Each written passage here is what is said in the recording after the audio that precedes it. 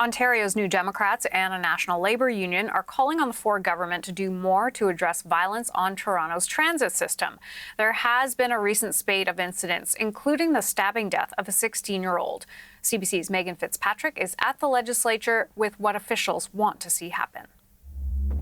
National Union representing public transit workers in Canada was here at the Ontario legislature today, making another call for more attention to be paid to public safety on public transit. They again called for a national task force to take a look at this issue. They say there have been a number of incidents here in Toronto recently that have been making headlines, but this is a problem across the country and it's been going on for years. But they say it's getting worse and governments like here in Ontario need to pay more attention and help. They say there's a moral and ethical responsibility to try and tackle this issue. And so far, the head of the ATU says he's disappointed with Premier Doug Ford and his government's response to this issue. Violence on public transit has been an issue for decades, but over the last number of years, at unprecedented levels. Frontline transit workers are getting assaulted with deadly weapons. Passengers are getting murdered on platforms and subway cars. And the provincial government just doesn't give a damn.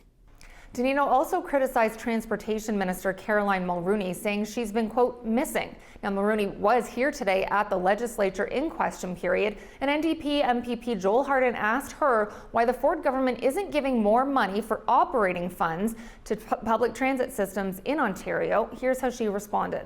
Transit riders and transit workers deserve the right to feel safe as they're working and riding on the TTC.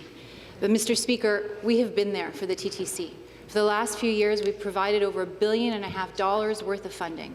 In the last year alone, Mr. Speaker, through the Safe Restart Phase 4 program, we provided almost $350 million to the TTC, and through our gas tax funding, over $180 million.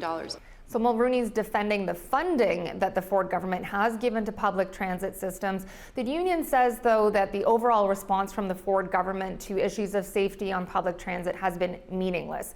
The union convened a meeting in February for the provinces to participate in and discuss this idea of a task force, and Danino said Ontario didn't participate. He said there hasn't been an ounce of communication between the Ontario government and his union.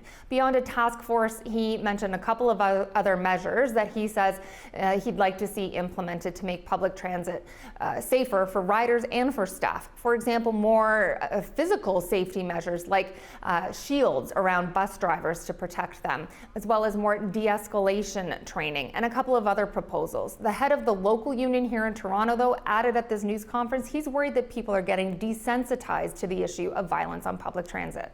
As these acts of violence keep occurring, I'm concerned that people will not be giving it the importance that it needs to have in order to address these concerns. We're letting these politicians get off the hook, and then when it's coming voting times, that they pat themselves on the back for these big ticket capital projects that they're investing in, and not investing in service, in safety and protections for transit.